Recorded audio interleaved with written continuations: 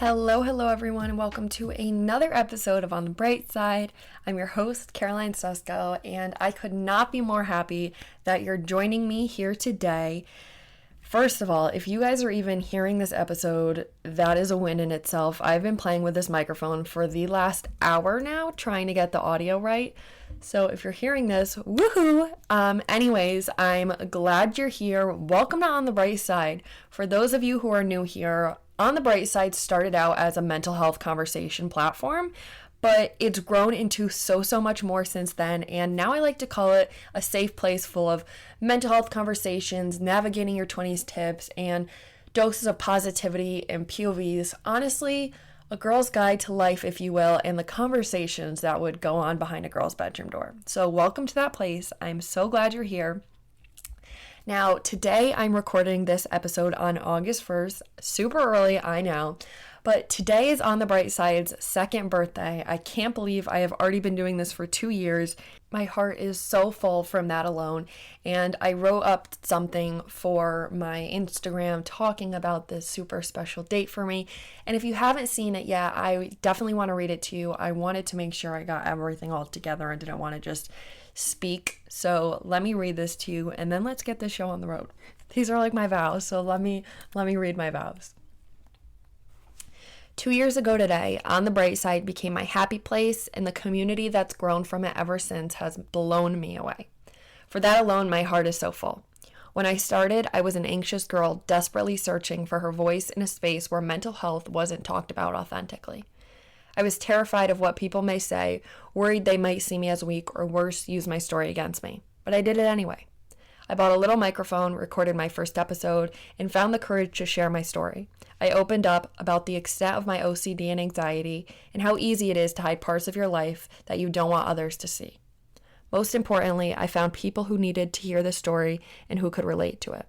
I met friends around the world who I never would have thought I've met otherwise, had the opportunity to speak with others who share my experiences, and was ranked in the top 20% of globally shared podcasts on Spotify. I could not have gone here without every single one of you, and for that I am incredibly grateful. Fast forward, what started as a mental health podcast has evolved into conversations behind a girl's bedroom door, an unofficial girl's guide to life, if you will. It was never easy sharing my story and being so vulnerable. Talking about all parts of my life online comes with its difficulties, but this journey, with all its highs and lows, have been incredibly rewarding, and I wouldn't change it for the world. Thank you to everyone who has been a part of this journey, and to those who keep lifting me up. Thank you for tuning in every other week to hear what I have to say, even if sometimes it turns into a therapy session. You're family to me, and I couldn't be more grateful. So happy second birthday On the Bright Side. In just 2 years, you've shown me I have a voice, a story to tell, and that a family can be built in more ways than one. Let this be your sign to do the things that scare you and be the person you were made to be. Keep pushing forward, and remember, the right people will always be there behind you. So much more ahead for On the Bright Side. And that's all. I love you all. And I definitely wanted to share that because there would be no On the Bright Side without you. And for that, I am forever grateful. And with this second birthday coming up, a super exciting surprise is coming up that's going to be announced next week on my Instagram. And it's not a guest. It's something totally different. And I'm so proud of it. And I'm so excited for you guys to see it. Okay. Now, let's get to today's episode. I want to make today's episode about you guys. I want to help you. I want to give you advice. So I went back onto Instagram, gathered a bunch of advice, made a Google Doc. A lot of you responded with advice or things you need help navigating. And I'm here to help you today. So today, I am going to answer those advice asks, and we're going to have some fun doing it. I forgot to share this. Before we get started, I have one more super special thing that I want to share with you guys. Today I was eating breakfast and I look outside and there's a beautiful red cardinal sitting on my fence just enough time that I could see it, and then it flew away. And you know me, I love signs and little meanings, so I Google what a red cardinal means. And the meaning behind it meant a push from a loved one to help you reach your goals. And today is On the Bright Side second birthday, so I thought that was super special, and that just made me feel more happy than I already am. Okay, let's get to today's episode. So first of all, thank you guys for commenting your advice. All of this stays anonymous. I don't know who sent this.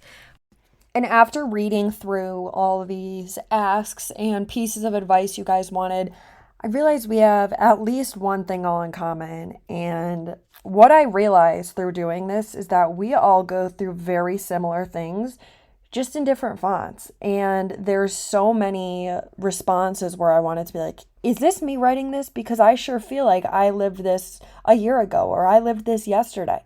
So it honestly felt also reassuring for me that I'm the one that also doesn't feel these emotions alone, and we all feel these emotions. And I hope you guys get that same sense of reassurance today and can understand that too.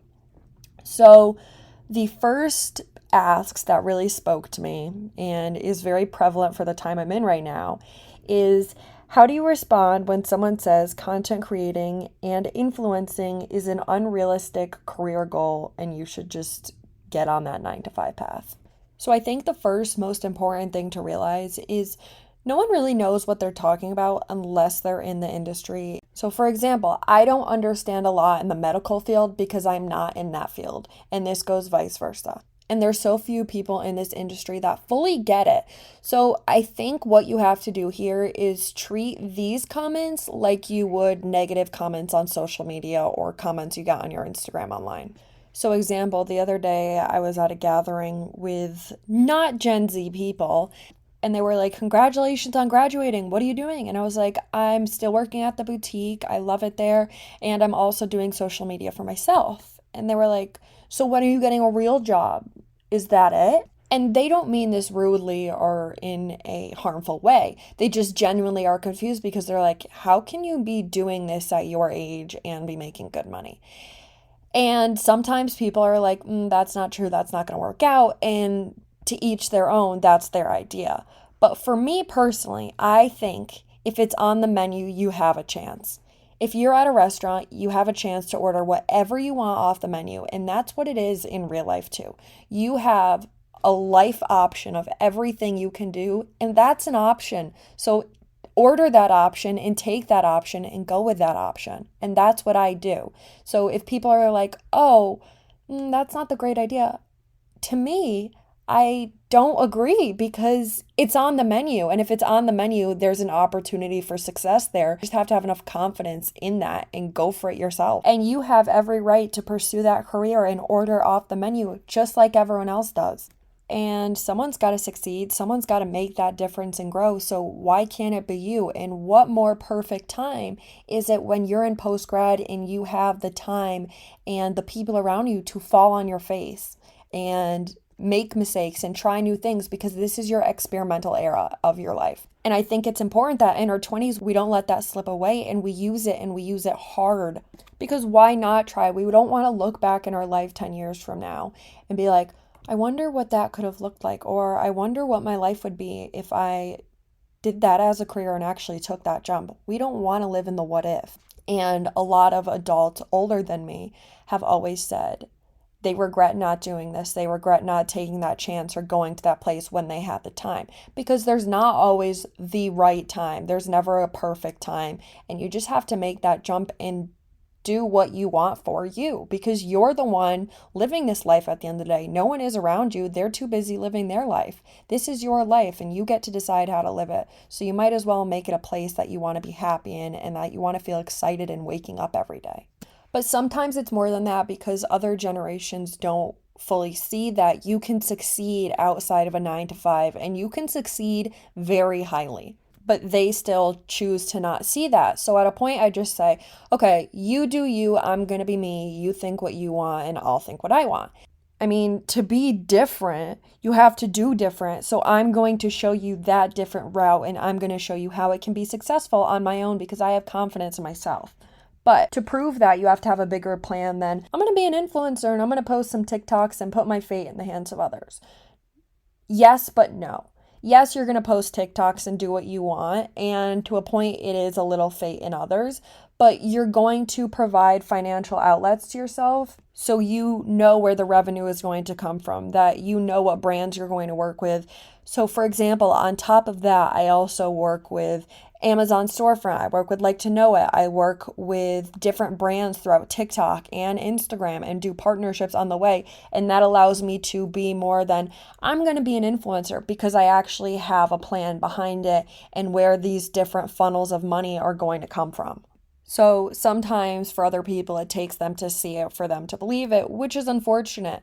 But instead of trying to prove yourself with your words that you're going to do it, just do it and show people that you have the power to do it. Because the most success comes from people thinking outside of the box, and they have their views, and you have yours. But the only person you need to believe in yourself is you. So you're going to drive and you're going to let them and their opinions be in the back seat, and you're going to show them what you can do because you got this and you have confidence in yourself and you can do it. It's not unrealistic. It's only unrealistic in their eyes, but not yours. So we're going to show them together what we can do. Okay, I hope that helped. Next one, someone wrote in, I cut off toxic friends in my life that I knew weren't good for me, but now I find myself feeling lonely and sad. SOS, should I become friends with them again or stay in my own lane? Whew. Lucky but unlucky for both of us. I've gone through this too, and it was relatively recently, so I'm all brushed up on this topic. But first, it left me in a waiting room of thinking. It left me waiting in a room of, am I the drama? Did I do something wrong? Trying to find validation in the things I didn't get and the apology I didn't get. And so my thought process for a while was, because I'm lonely, I am the problem. If I feel lonely, I'm obviously some kind of common denominator. But through therapy, it took me to realize that's not true. That is not true. And I want you to stop thinking that right now, because I know we have similar thinking based off how you wrote this. So you're trying to figure out if you should go back to them, if you should accept that half-ass relationship. And I'm going to tell you right here, no. I know we think at the end of the day that, okay, if we can't be fully happy, at least we can go back to half happiness and accept it. And they gave us that half kind of happiness, or gave us the time of the day, maybe once every couple of months. So at least I'd get it that couple of months and I'd feel a lot less lonely, even if it wasn't good for me. And basically, that if I can feel happiness at some point, then that's good enough for me, because right now I just feel so lonely. But you can see when we go back to these old habits, to these old people, we're lowering the bar. We're saying, okay, I don't deserve as much as I thought I did, so let's put that bar down a few notches. Let's go back to the gray. Let's go back to what made me happy sometimes, but most of the time not. By going back to those people, to those situations, to those relationships, you're lowering that bar for yourself. You're accepting the gray just to feel that small amount of appreciation or attention. And we say, okay, that's what I deserve. You don't deserve that. You never have deserved that, and you never should deserve that, and deal with that. I don't care if they made you feel good 80% of the time. Well, what about that other 20%? You're just giving up that 20% just because. Stop giving it up to the people who aren't seeing your real worth. And I did that for a long time. And I wish I could go to my younger self and tell her, this isn't what friendship is. This isn't how you're supposed to be treated. And later in life, you're going to meet those people who would do anything for you and are truly a ride or die friend, who want the absolute best for you and genuinely mean that. And if I didn't live in my lonely era for a while, knowing I didn't deserve that, I would have never found my best friends that are my absolute people. I found myself this summer feeling super lonely and feeling like I didn't have a lot of people to go to in my hometown. And I saw this book on TikTok, so of course I bought it. And the book was called That's So Bold of You by Case Kenny, and it's a self-help book to become your best self. And I was reading through the chapters, and there was this one chapter on loneliness and how loneliness is actually a very good thing. And we see loneliness as a bad thing, but loneliness shows that you're not willing to give up your standards or yourself for people who don't treat you right. And you'd rather wait in that waiting room for those right people to come who can see your worth.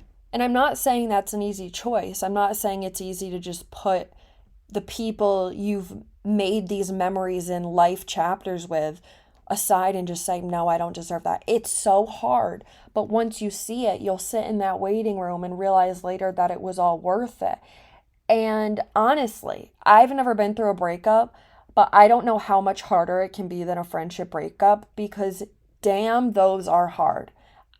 So many tears, so many mixed emotions, so much mixed validation. Or am I the problem? Am I the problem? You're not the problem, and you will never be the problem for the right people.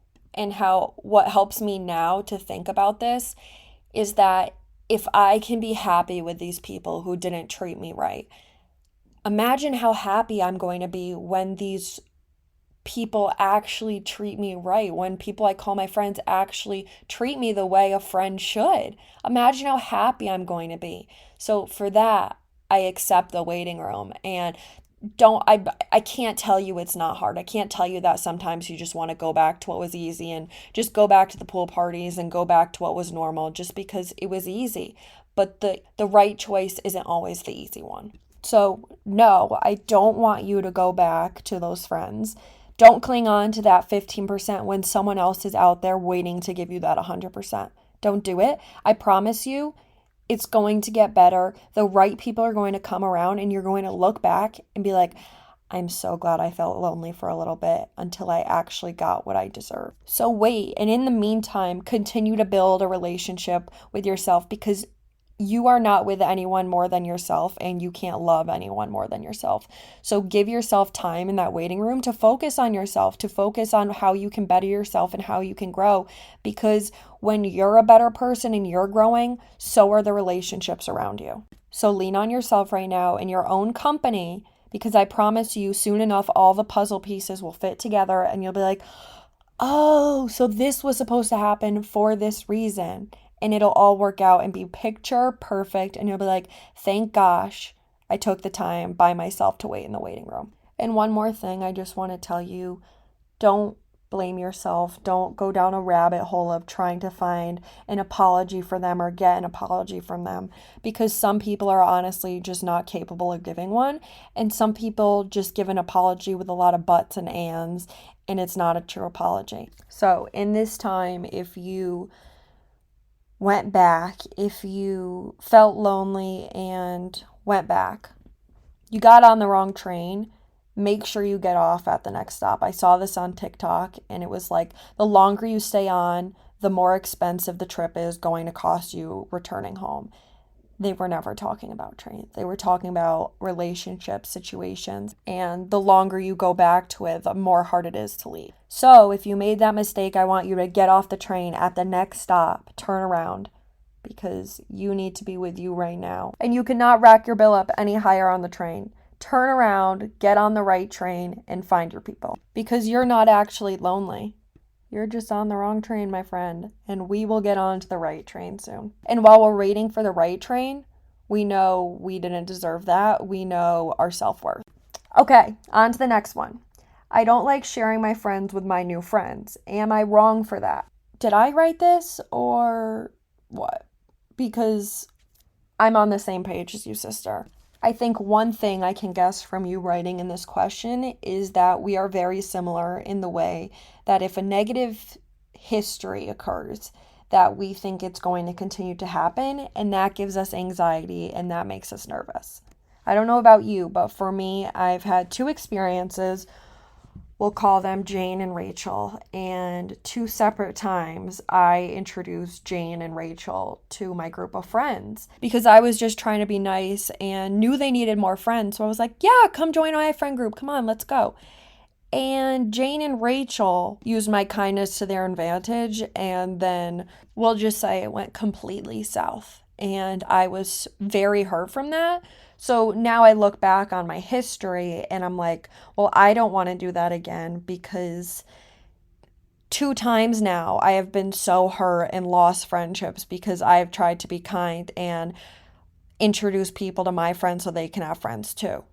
So I'll be honest, I hate doing it now. It makes me anxious. I need the reassurance that this is never going to happen again.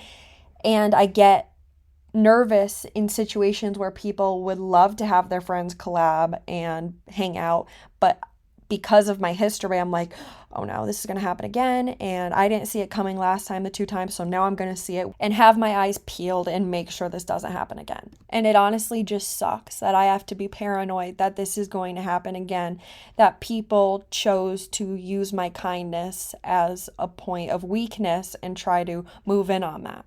So if you too are looking at your history and you're like, well, both times I've done this, this has gone south. Why would I do it again? I get it. I understand where your fear and frustration is coming from because if this has happened twice. You just are positive it's going to happen again down the line. So you want to just avoid it at all costs, just like we do with any other fears. So you ask yourself, if history has proved it to go negative more times than one now, why would I do it again? Why would I risk these friendships for this to happen again? But we can't let these past negative experiences take over the new experiences for us. We can't let these negative people and these negative times, this Jane and Rachel, take more away from us than they already have, because I can guarantee you they don't even know they did it and they're not thinking twice about it. So why are you going to be hurt more and take that away from yourself again and let them take that away from you? So, what we need to do is we need to get out of this fixed mindset that's hurting us, the fixed mindset that this is going to happen because this happened twice now, the fixed mindset that this has to happen because history has proved that to me. Let those negative times be those negative times, because as hard as it is to realize, those people and those experiences were never right for you. If that happened so easily, your true friends wouldn't let that happen, period. So, in a way, it's a blessing in disguise. But we need to be bigger than our fear of the past. And we need to grow from that and have trust in our friends that was never normal, that these things usually don't happen. And in a way, this was like a double freak accident and a sign for you to get out and move on. So I don't think you're wrong for that, no. But I do think you have hurt from the past. And I do think, just like I do, that I have more of a fear of it more than a happiness for it. And that sucks. You should be able to be happy when all your friend groups come together, and you shouldn't have that fear of them turning their backs on you together. So I want you to realize, and I want to promise you, I want to promise us going forward that this doesn't happen with your true ride or dies, your right people. And it may be hard at first. It may be a little moment filled with jealousy or concern or worry, but it's going to be okay. And I want you to take a step. I want you to realize that your friends, just example, your college friends becoming friends with your home friends is okay if they're the right people. And wouldn't you want to know if they're the right people? So I want us to take a step and do just something little, just for us to realize that it's not a negative relationship. It was just negative people in our life that did that to us. Because we deserve to have fun with all our friends, and how much fun would it be if all our friends could collab together and you could have an even bigger friend group of so many happy people together. I love it, and I want us to love it. So let's find a place and let's get to that, and let's start with realizing that true friends would never do this to you. And I think that's where we were hurt. And that's what we have to realize, and that's where we can realize, pivot, and grow from. Okay, we are moving and grooving on to the next one. Next, I've done a horrible job balancing work and my social life. Wow, is this me again, or who's talking? What I want to tell you is that work is a piece of your life. It's not your full life. And at the end of the day, when your work is all gone, the people around you will be the ones that are there for you. Not your work, your people. And you don't get a medal for doing things fully differently, for putting in an extra hour instead of being with your friends. There's no medal for that. The only thing is you look back later in your lifetime and say, damn, I wish I spent more time with my friends and spent less time on that stupid job that I was a number to and not even a name. I think we've been conditioned to take work so seriously to the extent that we make it a part of us, that we get nervous if we make the smallest mistake because we're so invested in it. And it's good to be invested in your job, it's good to love it, but it's also to a point, because if you get too far, then you mentally and physically are in that job to the point if you make a mistake, you're mentally taking it. I was super worried at my internship last year because I was worried I was going to make a mistake. And on the first day, I made a mistake and was like, oops. But my boss said to me, she was like, honey, this isn't the ER. The ER, there's no room for mistakes. That's one thing. So if you're working in the ER, I don't really know what to tell you. This is other than that. But it's not the ER. We don't have life or death in our situations. If we make a mistake, it's going to be okay.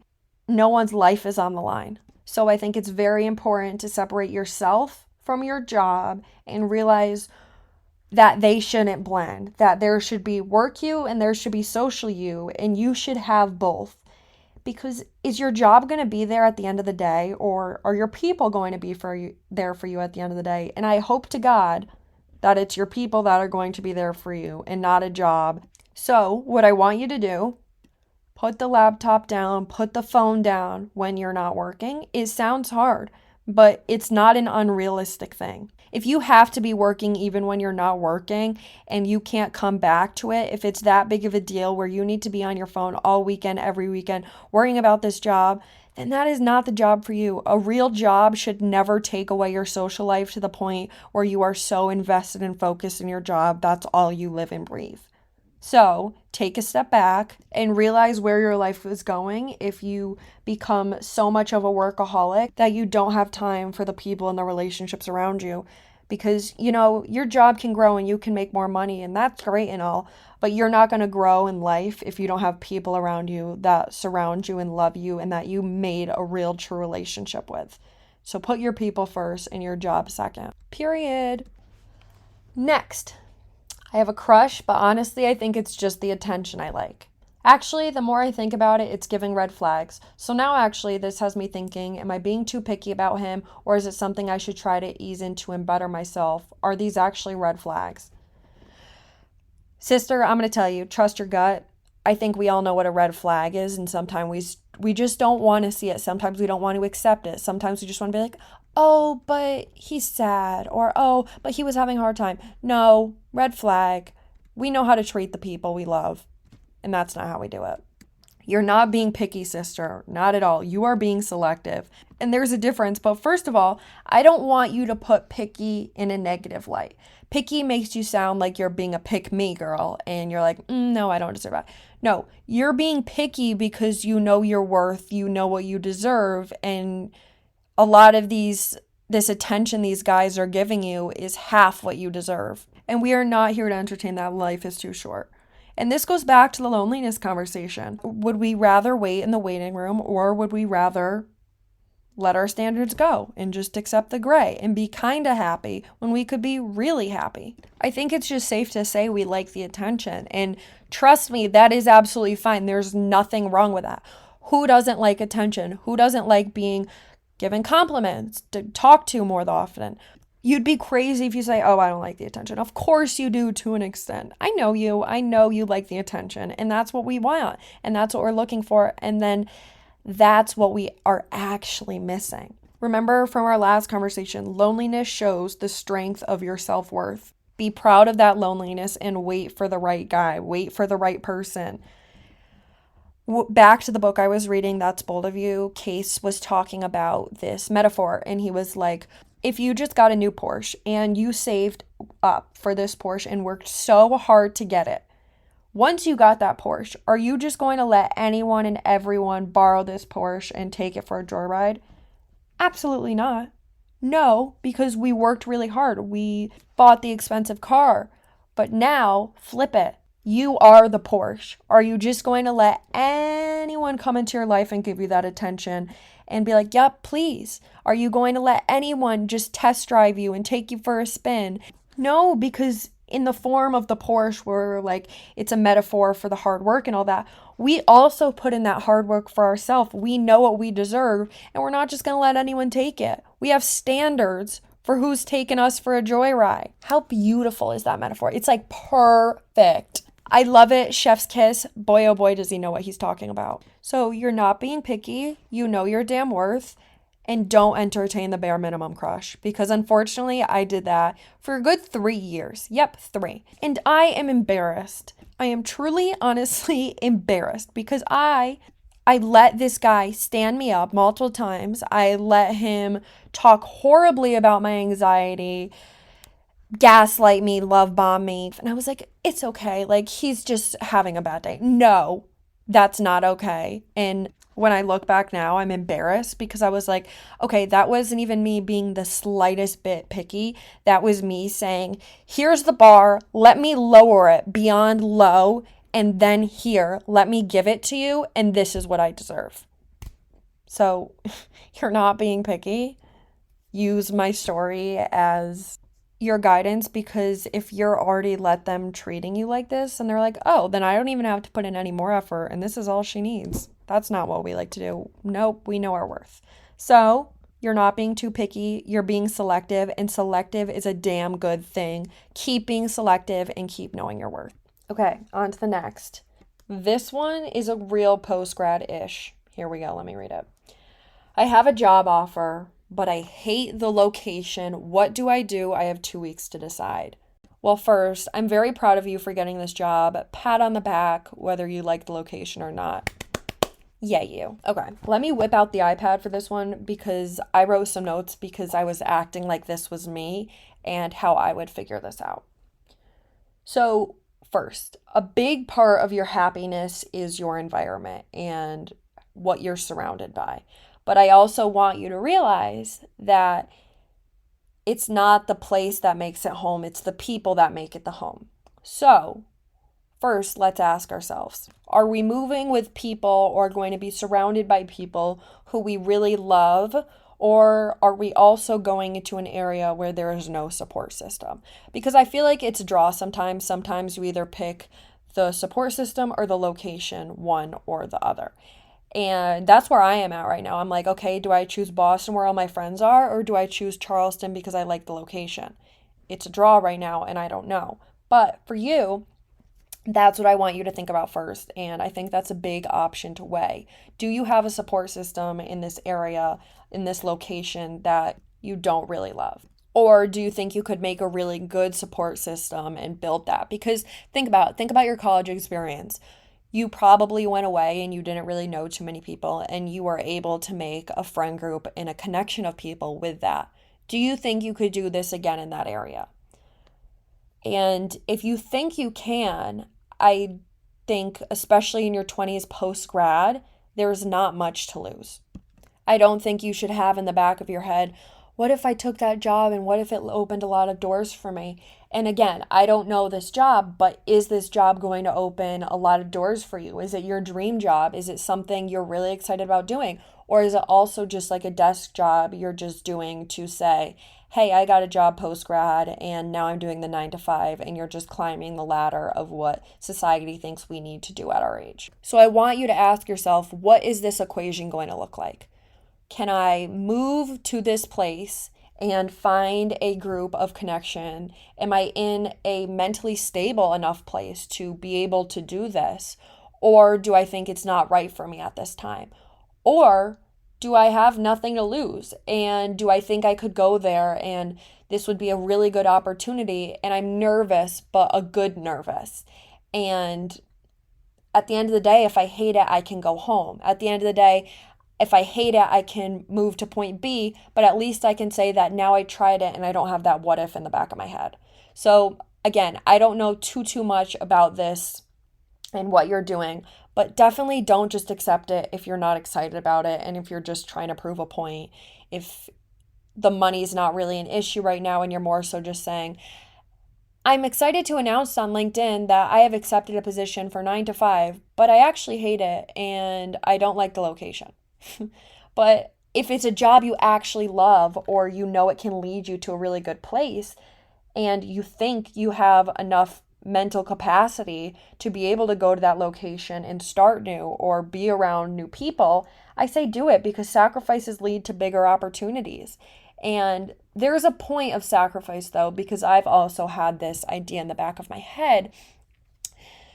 We want to sacrifice, but we don't want to sacrifice enough to the point where we're losing ourselves, where it's too big of a mental challenge right now for us to do this, because we don't want to go into like a dark depression or area because it's so hard to be doing it right now. So I want you to find that happy medium. And if it's that happy medium, if you have a great group of friends down there, but the location is ask yourself, can you sacrifice it? Can you switch that around? And vice versa. And I think that will lead you to your answer. And if you look at this job right now, are you like, is this what I've worked for all my life? And is it a location I can adapt to? Or do I really just not want to go do the job and I'm almost blaming the location? So ask yourself those questions, and I think that will be able to help you. I think that actually just helped myself too as well, because I've been in a funk trying to decide where I want to move. So honestly, I should take my own advice too and listen to myself more. Okay. Next. I want to stand up for myself, but is it better to just not say anything?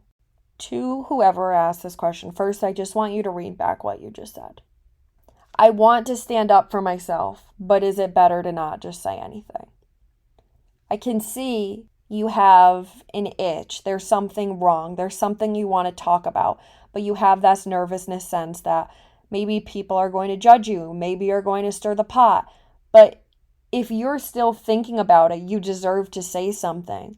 I like to use the rule of thumb. If I'm still thinking about it in 24 hours, I like to say something in 48 hours, because I take the 24 hours to think about if I actually want to say something, and then I take another 24 hours to cool down and realize how I want to say it so it can be an effective conversation. Because if it's something that's weighing on us now, 2 days later after the situation, it's going to weigh on us for a long time. I had a friend, and something she said was weighing on me for a while. And so I finally said something, and it was a great conversation, and we moved on from there. I don't think about it anymore, and she apologized. And those kinds of friendship, those right ones, are how that's supposed to look. But sometimes we deal with people who don't understand that and give buts and ors as an apology and expect that to be okay. I want you to realize that you bring a lot to the table, and it's okay to act like it. If you know you're not being treated correctly, if you know something shouldn't be happening, you should speak up and have a voice. I don't think you should ever have to worry about wanting to talk about something that's hurting you, because the right people will take it and move on from there and grow with you from there. And it sucks that there's people in our lives that make us scared to have those conversations, because then we're like, oh, are they going to see us as drama? Are they going to tell this person? And that almost is like the trauma bond behind it. But the question you have to ask yourself, is it mature if I just let this go and I can let this go? Or is it me being walked on? And I'm not going to talk too much more about this, because I did a whole episode about it called Is It Mature versus Being Walked On? And that I took 30 minutes about this topic, and I go into a lot better detail. So I'm going to tell you to go there from here, and that will definitely help you. Okay, I have 2 more pieces of advice to go. This next one is a very, very long one. So just try to keep up, and then we'll make sure we understand it before we talk about it. Hey girl boss, male listener here. So I've been dating this girl, and we've been on a few dates. We're still in the getting to know each other phase, and have been mostly just hanging out at her place, watching Love Island and baking cookies or drinking wine. She knows I'm moving across the country in a week, and lately she's been a little distant. Everything had been going really well, so I'm worried she's dodging me because she knows I'm about to move and doesn't want to get too attached. Texting and communication has been spotty because she works as a night nurse and basically sleeps for hours that I'm up. It's difficult to figure out how I feel about her without talking to her and figuring it out where her head's at, but I don't know how to bring up the subject. I do like her, but to suggest we should try long distance this early feels premature, and if communication is an issue now, I feel like it would only deteriorate after I move. So I'm just kind of at a loss of what to do without just cutting it off, because she might be caught off guard. Okay, so if I'm understanding this correctly, basically these 2 people have been talking, and this guy's moving away, and she's starting to back away, but he doesn't know if it's because he's moving or what. So basically, should he have a conversation with her? What should he do? So the first thing I'm going to say is something I know you don't want to hear, but I'm going to tell you it anyway. Last thing you want to hear, but is the truth, is everything is meant to be. Just like the invisible string theory, every person in your life that's meant to be in your life will come back around in your life when it's meant to be. I really and truly don't believe in right person, wrong time, because it's always the right time when they're supposed to be around. Or if it is the wrong time, okay, so I do believe in it. Right person, wrong time. But if they're the wrong time, they will come back at the right time. It's not just an end all be all. It's the invisible string theory, literally by Taylor Swift herself. If this girl is right for you, then it will work out. And so you talking about how you were nervous about having this conversation about moving and what you are because it's premature. If she likes you and you like her, I don't think it would be weird to have that conversation, because you're both invested in each other and you want to preserve this relationship together. So, by having that conversation, I don't think it's premature. And I think if she is the right one, then she will react positively to this conversation. And the worst thing that happens by having this conversation is she may think, oh, he was more attached than I was. And that's it. But at the end of the day, like, embarrassment is a state of mind. That's nothing to be embarrassed of. There have been many times where I was like, oh, yeah, we are on the same page. And I'm like, And he's like, I'm like, all right. And especially with texting and communicating on social media, there is so many different ways to read into things. So it's just a conversation you want to have in person. Because don't even get me started. Gen Z has created like this texting fiasco where we read into the way people text and they'll be like, okay, instead of okay, why? And they're like, oh my gosh, they're mad at me. Or they'll say something sarcastic and we take it serious and we're like, oh my gosh, they love me. And I'm like, it's just such a hard game to play on social media in text. So I want you to have this conversation in person. And I don't think she'll be caught off guard if she's the right person. So have the conversation or just continue talking. And if you feel like now's the time for it to be appropriate, then have that conversation then. I don't think there's a timeline that you have to have this conversation in the next 2 days if you're moving.